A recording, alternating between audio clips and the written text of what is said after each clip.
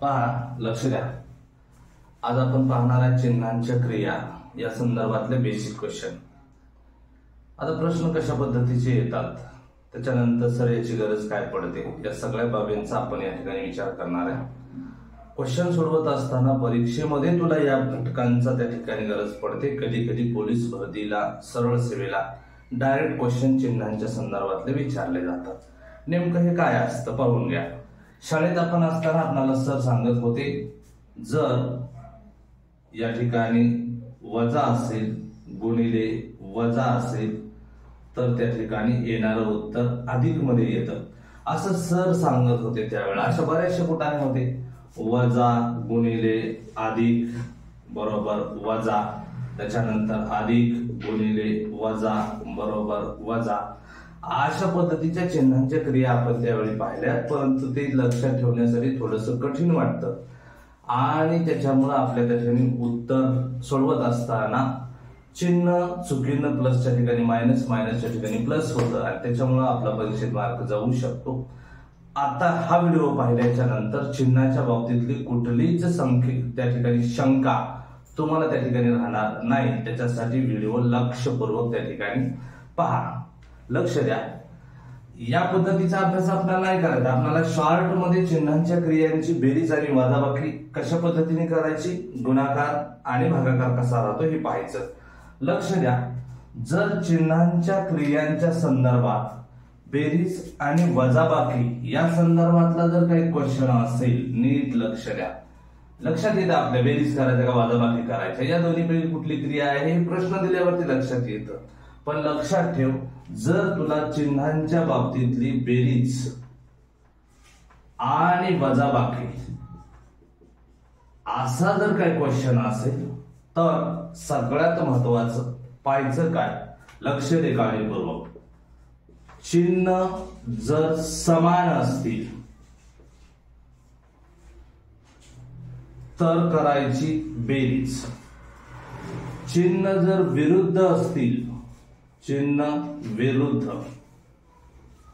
जर विरुद्ध असतील तर डोळे झाकून करायची त्या ठिकाणी वजाबाकी. आणि या दोन बाबी केल्याच्या नंतर सगळ्यात महत्वाचं आहे, जे काही उत्तर येणार आहे या उत्तराला मोठ्या संख्येचं चिन्ह द्यायचं. मोठ्या संख्येचे चिन्ह द्यावे. या बाबी तेवढ्या लक्षात ठेवायच्या. सर काय म्हणतात नीट लक्ष देत नाही, सांगून देतो काळजीपूर्वक पहा. जर चिन्हांच्या क्रियाच्या संदर्भात बेरीज आणि वजाबाकी याच्यासाठीचा जर काही क्वेश्चन असेल तर चिन्ह जर तुला समान दिसले तर डायरेक्ट बेरीज कर. चिन्ह जर विरुद्ध दिसले तर त्या ठिकाणी वजाबाकी कर. समान म्हणजे याला म्हणतो आपण समान, दोन्ही मायनस मायनस आहेत किंवा दोन्ही प्लस प्लस आहेत, याला समान म्हणतो. एक मायनस एक प्लस आहे, याला विरुद्ध चिन्ह म्हणतो. एक प्लस आहे दुसरा मायनस आहे, याला आपण विरुद्ध चिन्ह म्हणतो. एवढं तरी लक्षात येतं ना. मग चिन्ह समान असतील तर बेरीज करायची, चिन्ह विरुद्ध असतील तर वजाबाकी करायची.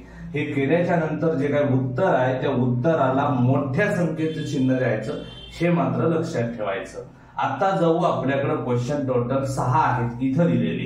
या 6 क्वेश्चनचा जर अभ्यास केला तर पुढे तुम्हाला चिन्हांच्या क्रियेच्या बाबतीत कुठलीही अडचण येणार नाही, याची आपण तुम्हाला त्या ठिकाणी गॅरंटी देऊ. लक्ष द्या, -9 - 6 आहे.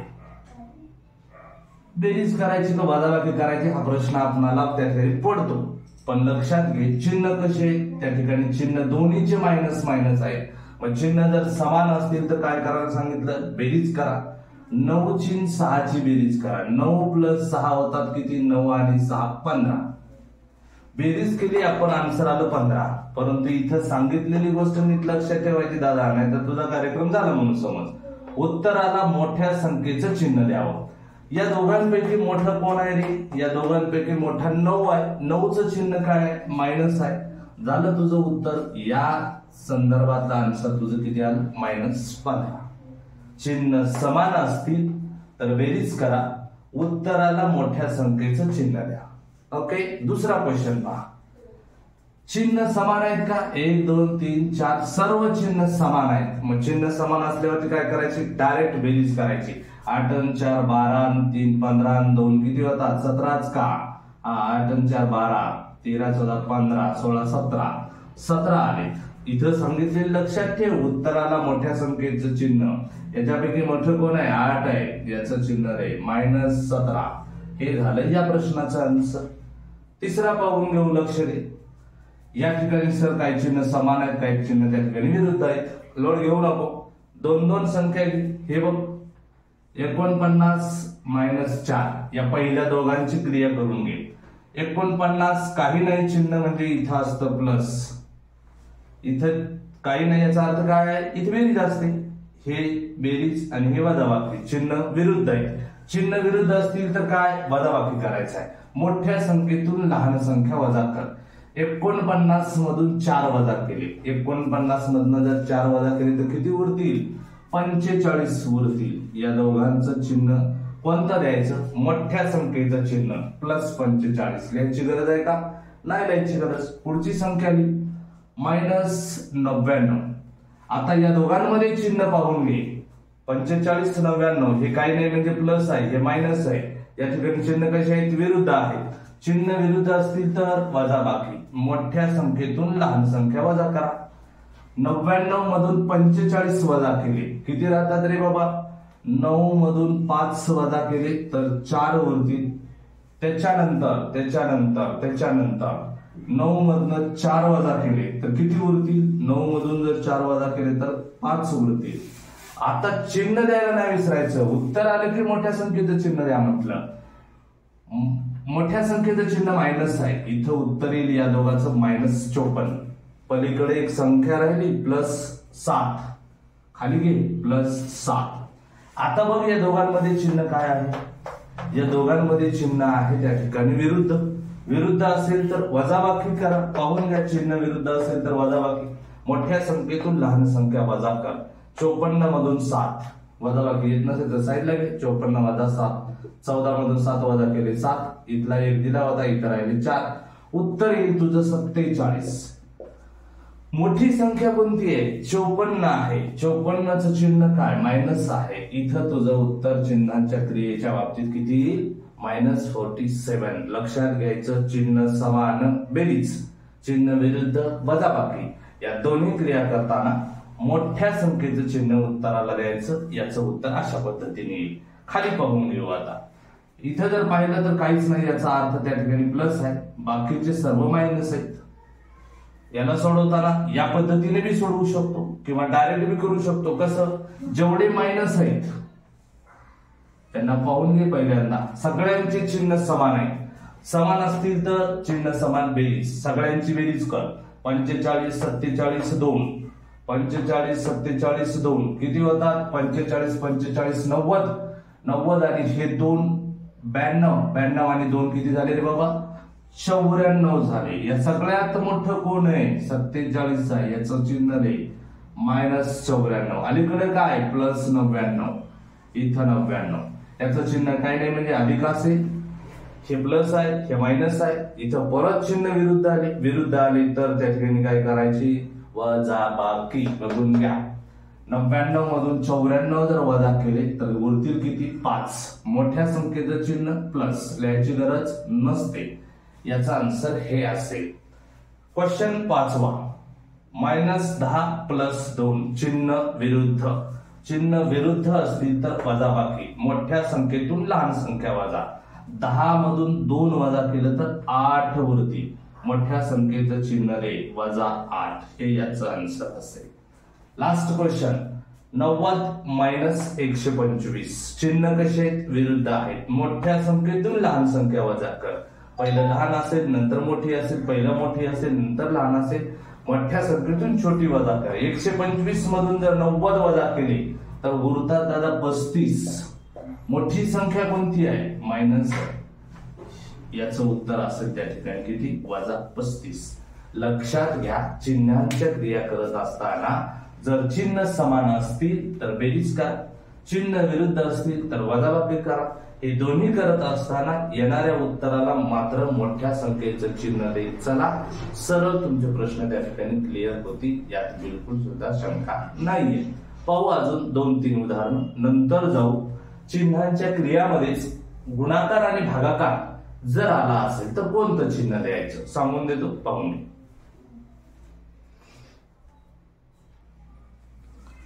पुढचे 2-3 क्वेश्चन आहेत, पाहून घे. चिन्हांच्या क्रियाच्या संदर्भातच आहे. इथे लक्षात येतं आपल्या वजाबाकी आहे, इथे वजाबाकी आहे, इथे बेरीज आहे. म्हणजे करायचं एकतर वजाबाकी किंवा बेरीज. काय करायचं पाहून घ्या, लक्ष द्या.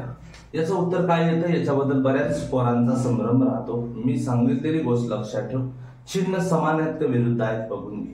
सर सगळे चिन्ह समान आहेत, मग सगळे चिन्ह समान असतील ना मग ते बेरजेचे राहू दे ना वजाबाकीचे राहू दे, कोणतेही असू दे, काहीच शंका नाही. चिन्ह समान आहेत ना, चिन्ह समान असतील तर बेरीज करून घे. 6 समान म्हणजे वजा वजा वजा वजा वजा, सगळे सारखे दिसतात ना तुला, कालर दिसतं हे बघ, याला म्हणतो आपण समान. या दोघांना म्हणतो समान. जर एक हे असेल आणि एक हे असेल तर याला म्हणतो वेगळे. एवढं तर कळत असतं ना आपल्याला. हा, लक्ष द्या. सगळे चिन्ह मायनस आहेत किंवा सगळे चिन्ह प्लस असतील तर डोळे झाकून बेरीज करा म्हणलंय. 6 7 13, 6 6 12 13, 13 आणि 8, 13 आणि 8 21, 21 आणि 1 22, 22 आणि 4, 22 आणि 2 24, 24 आणि 2 किती झाले, 26 झाले. इथली आन्सर 26. लक्षात हे मात्र ठेवायचं, उत्तराला मोठ्या संख्येचं चिन्ह द्यावं. हे विसरलं की उत्तर तुझं संपलं म्हणून समज, त्या ठिकाणी काय चुकीचं होऊन जाईल. उत्तराला मोठ्या संख्येचं चिन्ह. या सगळ्यात मोठा कोण आहे, -8 आहे. कोणाचे किती फरक पडत नाही, -8 मोठ्याच दे बाबा. हा, त्याच्यानंतर इथं परत चिन्ह समान आहे, तेच दोघांचे चिन्ह समान आहेत. बेरीज कर. 24 आणि 12, 12 दोन्ही 24, 12 त्रिक 36, मोठ्या संख्येचं चिन्ह 24 -36. इथे या 86 ला चिन्ह नाही, याचा अर्थ दादा प्लस राहतं. हे प्लस हे मायनस चिन्ह विरुद्ध आहे. हे बघ, विरुद्ध म्हटलं की तुला सांगितलं वजाबाकी करून घे. 100 मधून 86 वजा कर. 100 मधनं जर 86 वजा केले तर उरतात 14. इथं लिही 14. मोठी संख्या कोणती आहे, मोठी संख्या मायनस आहे, याचं चिन्ह दे. मग सॉरी, मोठी संख्या 100 आहे, 100चं चिन्ह काय मायनस आहे, मग हे चिन्ह दे. उत्तर तुझं हे येईल. त्याच्यानंतर इथं प्लस पण आहे सर, मायनस आहे, प्लस आहे, मायनस आहे. लोड घेऊ नको, हे दोघांना पकड. चिन्ह कसे आहेत, विरुद्ध आहेत. याचं प्लस आहे, याचं मायनस आहे. विरुद्ध असतील तर वजाबाकी. 95 मधून 5 वजा कर, 90 येतं. मोठी संख्या कोणती आहे, 95. याचं चिन्ह काय असणार, प्लस. याची गरज आहे का, नाही. पुढची एक संख्या घे, पुढची संख्या +10. नीट लक्ष दे. दोघांचे चिन्ह कसे आले भाऊ, दोघांचे चिन्ह समान आले. समान आल्यावर काय करायचं, बेरीज करायची. 90 आणि 10 किती येतील, त्या ठिकाणी 100. मोठी संख्या कोणती, 90, तिचं चिन्ह दे. त्याच्यानंतर पलीकडची एक संख्या खाली घे, -4. आता लक्ष दे, परत चिन्ह विरुद्ध आले. चिन्ह विरुद्ध असतील तर वजाबाकी करतो. 100 मधून 4 वजा कर. 100 मधून जर 4 वजा केलं तर उत्तर 96 येईल. मोठ्या संख्येचं चिन्ह अधिक लिहायची गरज नसते, पण तुला समजलं पाहिजे म्हणून मी इथं प्लसचे चिन्ह दिले, द्यायची गरज अजिबात नाहीये. आता लक्षात आलं का. बेरीज आणि वजाबाकी जर चिन्हाच्या बाबतीत आली तर चिन्ह समान आहेत, बेरीज करा. चिन्ह विरुद्ध आहेत, त्या ठिकाणी वजाबाकी करा. मग चिन्ह समान प्लसचे येऊ दे, पुन्हा चिन्ह समान मायनसचे येऊ दे, बेरीजच करायची. उत्तर देताना मात्र उत्तराला मोठ्या संख्येचं चिन्ह त्या ठिकाणी द्यायचं. हे काळजीपूर्वक लक्षात घ्या. याच्यानंतर पाहू आपण गुणाकार आणि भागाकारात चिन्ह कसे द्यायचे.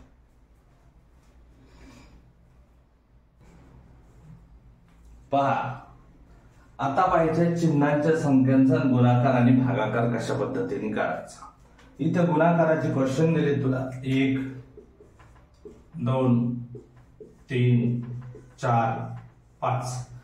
गुणाकार तर सर्वांना करता येतो, परंतु फक्त चिन्ह कोणतं द्यायचं याची अडचण निर्माण होते. ते मी तुला शॉर्ट मध्ये सांगून देणार आहे. लक्षात घे, -5 गुणिले -5 गुणिले 2 असा प्रश्न आहे. जर समजा हे वजाचं चिन्ह, हे वजाचं चिन्ह, हे वजाचं चिन्ह जर काढलं तर शिल्लक काय राहते, 5 गुणिले 5 गुणिले 2. याचा गुणाकार करता येतो आपल्याला, येतो. लक्षात घे, मी चिन्ह काढतो, तूर्त 1 2 3. आता 5 गुणिले 5 25, 25 गुणिले 2 किती तरी 50, इथं 50. आता चिन्ह इथे एक होता, इथे एक होता, इथे एक होता. चिन्ह नाहीत असं समजून सरळ गुणाकार करून घ्यायचा। आता फक्त वजाच्याच चिन्हाची संख्या मोजायची, फक्त वजाचे चिन्ह। वजाचे चिन्ह किती आहेत? 1 2 3 आहेत। लक्षात येते का मी काय म्हणतो? गुणाकार करा किंवा भागाकार करा, भागाकाराचे क्वेश्चन आहेत पुढे, हे संपले की लगेच घेणार आहे मी, पण इथे गुणाकारामध्ये नीट लक्षात ठेव, भागाकारला गुणाकारला सेमच पद्धत आहे। सरळ गुणाकार करायचा चिन्ह नाही असं गृहीत धरून आणि वजाचे चिन्ह मोजायचे फक्त। या प्रश्नात वजाचा चिन्ह 1 2 3 वजाचे चिन्ह किती आहेत? वजाचे चिन्ह 3 आहेत। 3 हा अंक सम आहे का विषम आहे? समसंख्या विषम संख्या पाहिल्या आपण। 3 हा अंक कसा आहे? विषम आहे, विषम। 3 अंक कसा आहे? विषम। लक्षात घे, नीट लक्षात ठेव, जर विषम स्वरूपात वजाचे चिन्ह आले तर उत्तराला वजा द्यायचं। काय म्हणतो? नीट लक्षात घे, विषम स्वरूपात जर वजाचे चिन्ह आले तर उत्तराला वजाचं चिन्ह दे। नीट लक्षात घे, 1 2 3 अंक विषम आहे, मग चिन्ह विषम स्वरूपात आले, 3 आले असतील, 5 आले असतील, 7 आले असतील, त्याच्यानंतर 9 आले असतील, 1 आला असेल, असं जर वजाचं चिन्ह आलं तर उत्तराला काय द्यायचं? गुणाकारामध्ये वजाचं चिन्ह द्यायचं। नीट लक्ष दे, लक्षात येते? पुढे जाऊ, 9 गुणिले वजा 2 गुणिले 3 आहे। वजाचे चिन्ह नाहीत असं गृहीत धरून आपण गुणाकार करू। 9 दोन्ही 18, 18 त्रिक 18 दोन्ही 36, 18 त्रिक 54, 54 आपला गुणाकार आला। आता वजाचे चिन्ह मोज। वजाचे चिन्ह सर 1 आणि 1 दोन चिन्ह आहेत वजाचे। 2 अंक कसा आहे रे? सम आहे का विषम? सम आहे। लक्षात घे, गुणाकार करताना किंवा भागाकार करताना वजाचे चिन्ह सम स्वरूपात आले तर उत्तराला प्लसचं चिन्ह दे। आता वजाचे चिन्ह 2 आहेत, 2 हा अंक सम आहे म्हणून उत्तराला काय येणार? प्लसचं चिन्ह येणार, द्यायची गरज नाही पडणार, ऑलरेडी ते प्लस आहे। लक्षात येतं? तिसरा क्वेश्चन, 5 गुणिले 1 वजा 1 गुणिले वजा 2 गुणिले वजा 3 चिन्ह नाहीत असं गृहीत धरून गुणाकार करू। 5 गुणिले 1 5, 5 गुणिले 2 10, 10 गुणिले 3 10 त्रिक किती होतील? 30 होतील। 30 वजाचे चिन्ह मोज। 1 2 3 वजाचे चिन्ह आहे। 3 अंक कसा आहे?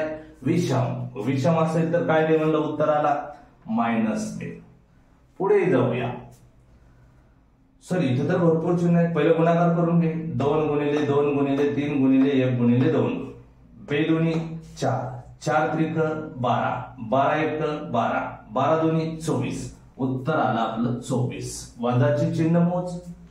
1 2 3 4 5, 5 हा अंक कोणता आहे? सम आहे का विषम आहे?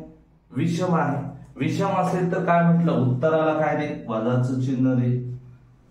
पुढे परत 6 गुणिले वजा 2 गुणिले वजा 3 गुणिले 1 गुणिले वजा 4 वजा नाहीत असं गृहीत धरून गुणाकार करू। 6 दोन्ही 12, 12 त्रिक 36, 36 1 36, 36 गुणिले 4 कर साईडला, 36 गुणिले 4, 4 6 24 चे 4 हातचे 2, 4 त्रिक 12, 12 आणि 2 किती होतील? 14। उत्तर आलं आपलं 144। मायनसचे चिन्ह मोजा। 1 2 3 आले। 3 अंक कसा आहे? विषम। विषम असेल तर उत्तराला वजाचं चिन्ह। झाले तुझे चिन्हांच्या क्रियांचा गुणाकार कसा करायचा। परत एकदा सांगून देतो, चिन्हांच्या क्रियांचा गुणाकार करायचा असेल तर चिन्ह नाहीत असे गृहीत धरा, हे आतले सरळ गुणाकार करा। 5 गुणिले 5 गुणिले 2, 5 गुणिले 5 25, 25 दोन्ही 50। फक्त वजाचे चिन्ह मोजायचे किती आहेत? वजाचे चिन्ह 1 2 3, 3 हा अंक विषम आहे। विषम स्वरूपात आले तर उत्तराला वजा चिन्ह दे। जर वजाचे चिन्ह सम स्वरूपात आले म्हणजे सम अंकात आले, वजाचे चिन्ह 2 आले 4 आले 6 आले 8 आले तर उत्तराला प्लस दे। वजाचे चिन्ह जर 1 3 5 7 9 11 13 15 17 अशा स्वरूपात वजाचे चिन्ह आले तर उत्तराला चिन्ह काय द्यायचं? वजा द्यायचं। हे नीट त्या ठिकाणी व्यवस्थित लक्षात घ्या। पुन्हा याला अशा पद्धतीने अभ्यास करायचा नाही। शाळेत सांगतो तर मास्तर आपल्याला वजा गुणिले वजा बरोबर अधिक. हे बघा आपण इथं तेच केलं, वजा गुणिले वजा, इथं काय आलं आपलं उत्तर अधिक आलं. अशा पद्धतीने अभ्यास करायची गरज नाही पडणार तुला. चिन्हांच्या क्रियेचं हे लेक्चर 1 वेळा 2 वेळा नीट त्या ठिकाणी व्यवस्थित पहा. अशा पद्धतीचे क्वेश्चन सोडवायचा प्रयत्न कर. आपण इथं पाहिलंय गुणाकार. आता लगेच पाहू भागाकाराचे 2-3 उदाहरण.